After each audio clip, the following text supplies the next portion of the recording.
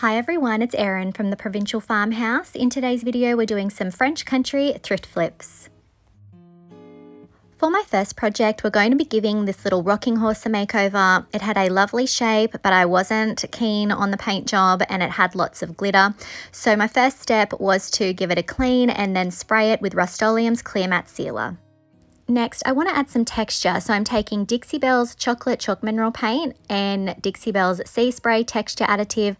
I'm going to pour some of the paint out into a container, and then I'm going to put some Sea Spray Texture Additive into the paint and stir. So this is going to make our paint thicken up. It's going to give it a bit of a gritty texture. So as to how much you add is really going to be up to you. I like to say that it's going to be similar to a peanut butter, crunchy peanut butter texture. But again, it depends how textured you want your paint to be. So I'm going to stir it really, really well. And then I'm going to start adding it to my little horse.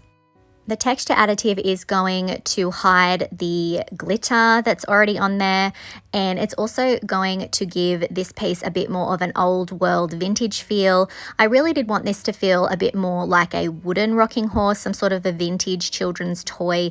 So I'm definitely keeping that in mind as I'm adding this product. So you can see I sort of brush it on, but I'm also dabbing and stippling it to create that texture. And again, I say this a lot, but when you are trying to create something that looks vintage and old, you need to think about the layers. This is our base layer, so we're going to be building on top of that.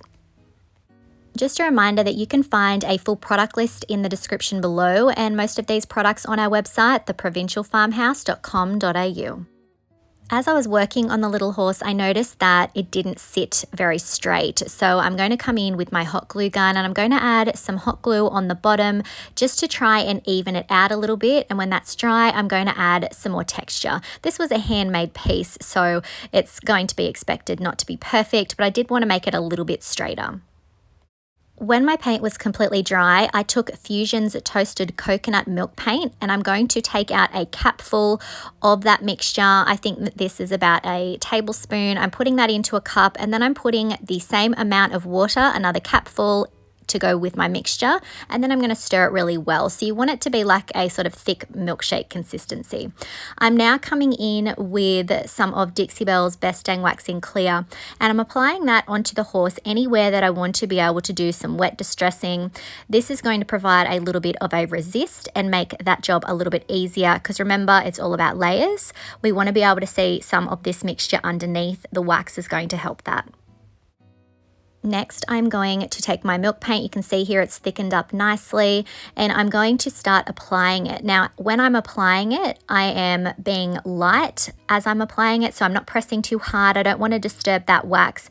And in some areas, I'm actually sort of dabbing it on, so you don't want to be too heavy with your pressure with your paintbrush, if that makes sense. So I'm going to continue adding it to my little horse here, working my way around. And if my brush skips over that texture, I'm not worried. I don't need to go back and make it perfect and fill it all in. We want this to be a sort of chippy vintage look here, so I'm not going for perfection.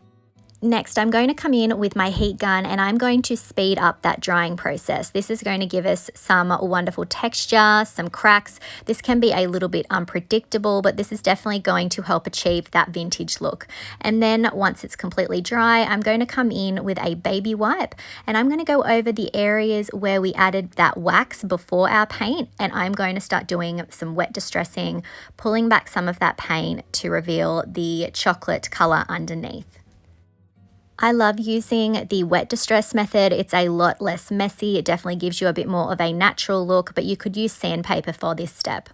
Next, I'm going to come in with Dixie Belle's Savannah Mist Chalk Mineral Paint, and I have it on a small brush. I'm going to go over the top of the details on the little horse, on the bridle, I believe it's called, the little harness, and I'm going to be adding that lovely blue. Now, this blue reminds me of a French blue, so I felt like this definitely tied in with the sort of French country vintage look that I was trying to achieve.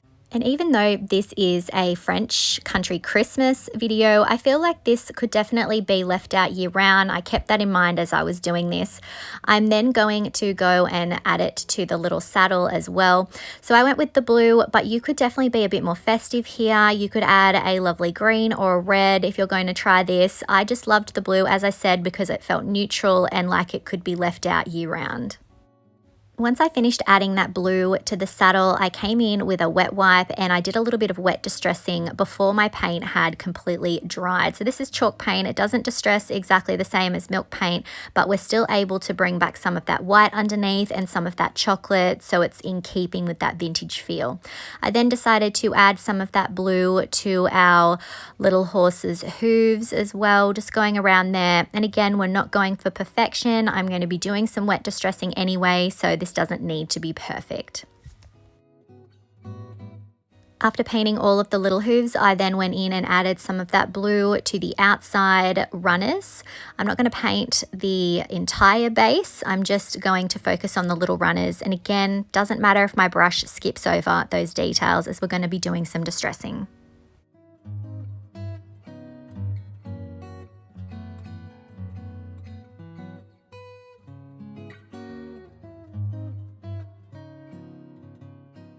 Once I finished wet distressing my piece, I then came in with Dixie Belle's Best Dang Wax in Clear to seal my entire little horse. So you definitely want to use a wax to seal your milk paint. If you use a clear coat, sometimes it can reactivate and then it will smear all that lovely chippy distressed goodness. So definitely a wax is a good idea, or a hemp oil. I'm then going to buff back the excess with a paper towel. You can also use a microfiber cloth. This is a Christmas horse, so I'm going to add some little bells and I'm going to put them into a container, and then I'm using Paint Couture's Van Dyke Brown glaze, and I'm just adding that glaze over the top of our little bells, and then I'm going to let them dry overnight. Here you can see the next day that they have what looks to be an aged finish now, almost looks a little bit like rust. I'm then going to take some twine and I'm going to put it around the horse's neck, and we want these to go around the horse's neck, so I'm just playing around with positioning. I'm going to add the little bells first, and I'm going to be adding all three of them, and then once I have all three of them on the twine, I am going to be tying a knot at the base so that the little bells don't come off. Once I have the bells secured in place, I'm going to trim off the excess twine from the end, and then I'm going to have a look at how we're going to tie this on. So I'm going to tie a little knot and just have the bells hanging down, and then after tying the knot, I'm also going to loop it so that it's almost like a little half bow. I didn't want anything too over the top for this. And here's our finished rocking horse.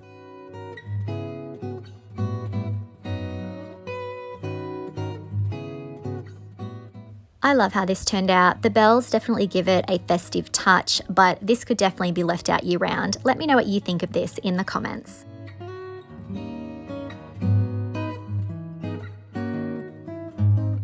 For our next project, we're going to be working on this little pot, this little urn. My first step after cleaning it was to spray it with Rust-Oleum's Clear Matte Sealer so that my paint has something to grab onto. I'm then going to take our chocolate and sea spray mixture that we used in the first project, and I'm going to start applying it to the pot. You can see I'm brushing it on, but then I'm going to go back over the top of it with my chip brush, and I'm going to dab it on and create some of that texture. This is definitely one of my favorite things to do on pots, to give them more of an old world weathered feel.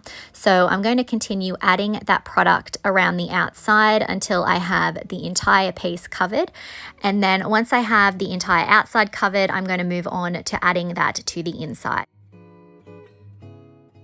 Once my paint has completely dried, I'm going to take some more of Fusion's Toasted Coconut Milk paint, and I'm going to add it to the outside of the pot. You can see that my brush is skipping over some of the texture. We definitely want that. That's going to give us that vintage feel.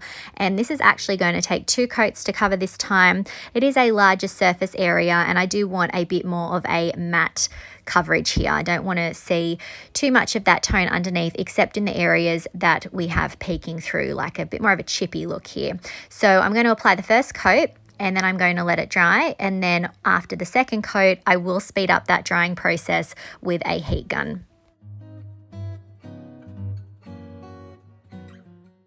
After the second coat is completely dry, I'm taking that baby wipe and I am doing some wet distressing and pulling some of that paint back. So I have not put down any wax first, but I'm still able to get some of the areas where the milk paint wasn't as thick, and I'm able to bring back some of that chocolate underneath. And you can see we've already got quite a bit of tonal variation thanks to the brush skipping over that texture.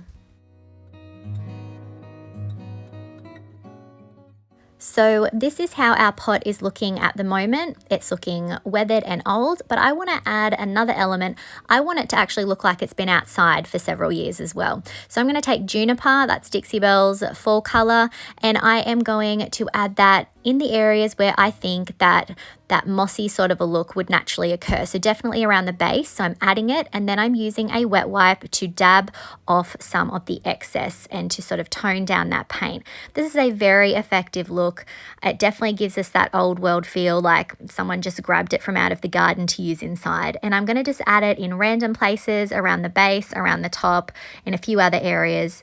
And if you're going to do this at home, it will be up to you, personal preference, where you'll add this detail.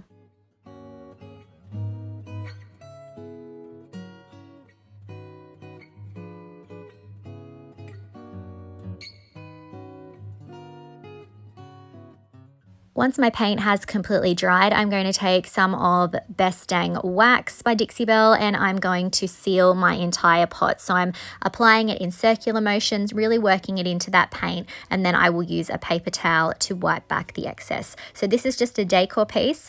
If you wanted this to go outside, you definitely have to look at maybe doing some sort of a spray sealer so you didn't reactivate that paint.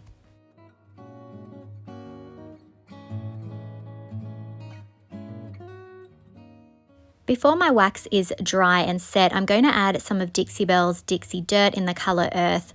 So this is just like it sounds. It looks a little bit like dirt. It's a great way to give your piece a bit of a worn, weathered look. So I'm going to add that around the edges and anywhere that I think that dirt would naturally occur.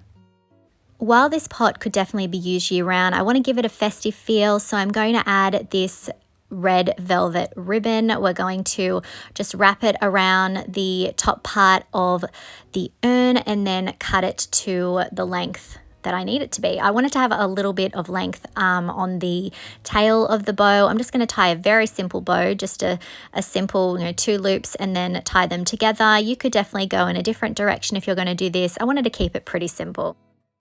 And here's our finished Christmas tree urn.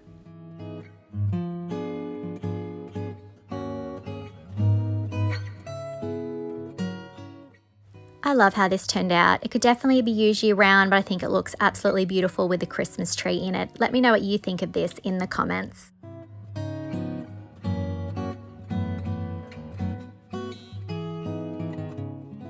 For my final project today, I'm going to be working on these little plastic bells. This is actually a sort of vintagey piece that I found at the thrift store, and I'm actually just wanting to use the bells that you see, so I am going to come in with some scissors and trim off the other items. I'll put these to one side just in case I can use them on another project. So I'm just trimming those off, and then I'm going to take them outside and spray them with Rust-Oleum's Clear Matte Sealer, and then I'm using Dixie Belle's Buttercream Chalk Mineral Paint. I'm going to be painting the outside of the bells and also the inside, and on the smaller bells I am just going to be painting the outside. I'm using chalk paint today to paint my bells. I love the texture that it adds and the age, but you could use a spray paint for this if you wanted to make life a little bit easier. But again, it will be just up to you and what look you're trying to achieve. I went with this lovely cream tone to keep things pretty neutral, but you could go super festive. It really is up to you.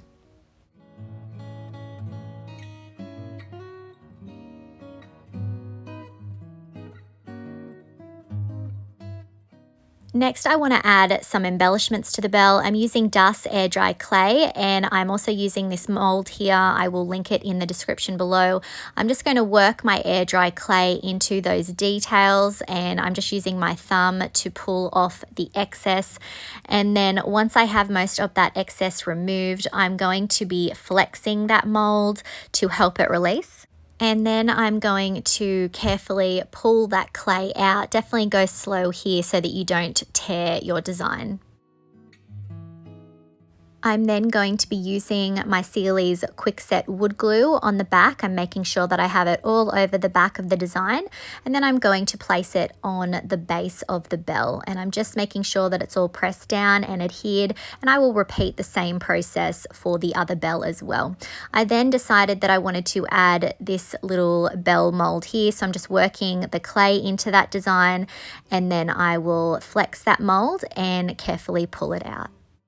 I'll then add some of my wood glue to the back, and I'm going to glue it over the top of the casting that we've already placed down. After a few hours, I came in with that Buttercream chalk mineral paint again, and I'm just carefully working it into the details.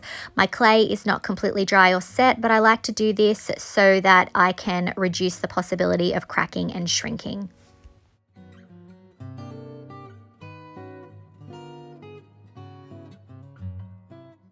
The next day I came in with Paint Couture's Extreme Guard in satin, and I sealed my entire bell. This is going to protect my paint, but it's also going to be a great base for our next step. If you're in the US and you would like to try Paint Couture products, I have a code for you guys. It's Farmhouse 75. You will get free shipping on orders of $75 or more, and you can use my affiliate link. I just get a little thank you. Next, I'm going to be using Paint Couture's Van Dyke Brown Glaze. I'm putting a little bit in a container. I'm then watering it down with a little bit of water, and then I'm going to add it to my bells. So I'm really working it into the details of those molds that we added, and I'm also going to be adding it to the rest of the bell. And I'm going to be using a wet wipe to wipe back some of that excess so that it sits in the details and gives us that wonderful vintage feel. So I actually really love this color. It actually reminds me a little bit of rust as well, and it's going to give us that old world feel. If you don't have this, you could use a brown wax, or you could go in the other direction. Maybe you want to paint your bells in a color and then use a white wax. Just depends what look you're going for. I'll be repeating the same process on both of these bells, and then once the glaze is dry, I'm going to be using Paint Couture's Bronze Luxe Metallic. I'm just going to be focusing first on the little bells that we added in the center, and then once we've done that, I'm actually going to get a little bit of that bronze on my finger, and I'm going to run it over the details of our castings. It's going to just sort of highlight those, and then I'm also going to run it around the base of the bell. And then I'm also going to be taking my small artist brush, and I'm going to be adding that bronze to just the top part of the bell. These could definitely be used as ornaments, but I'm going to add them to this silver tray. Now, I'm not going to paint it. I actually love the way that it looks at the moment. I'm going to take some greenery and I'm going to position it up the top in a pattern that I like. Again, if you're doing this, this will be to your liking. I'm then going to tie those together with a piece of twine, and I'm just going to tie a knot. I'm doing it like this so that if I want to take it apart, I can. I'm then going to bend over the ends of our greenery, that is wire, and I'm just going to hook it over the top of the tray, and then I'm going to tie that greenery to the handle of the tray. I'm then going to thread some twine through the top of my bell and then tie that off so that it's attached, and then I'm going to be positioning it with the greenery. I'm actually going to put the twine underneath the greenery. We want to hide that a little bit, and I'm just playing around with the position, and when I'm happy with it, I will tie it to the handle to hold it in place. I'll also be attaching the other bell to the top of the tray as well, and you'll just have to have a play with positioning to see where you want it to sit. I'm then going to be adding a longer piece of twine, and this is going to be used to attach the smaller little jingle bells that we painted. But before I attach those, I did want to grab what was left of that Van Dyke Brown glaze and add it to my little bells, just so that they tie in with the other ones that we did and give it more of an aged finish. I'm then going to put some twine through those and tie them off.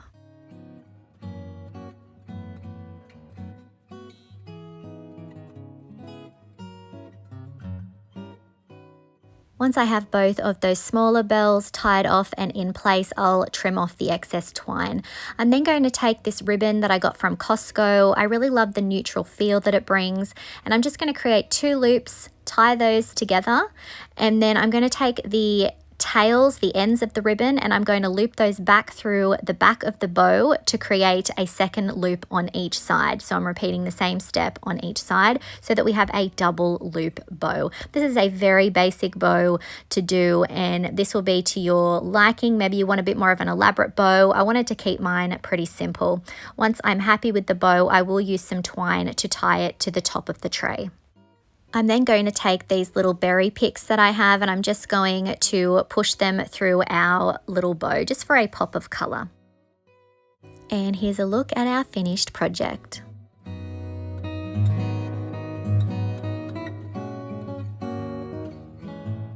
I'm really happy with how this turned out. Those bells are completely transformed by the paint and the molds. I think they'd look lovely in a tree, but I also feel like they make a lovely statement tied to this silver tray. Let me know what you think of this in the comments.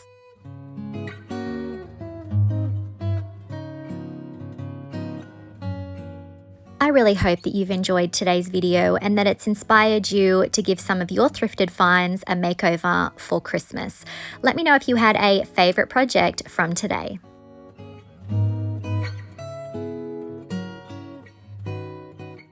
If you enjoyed today's video, I would really appreciate it if you would hit that like button, comment, and share it out.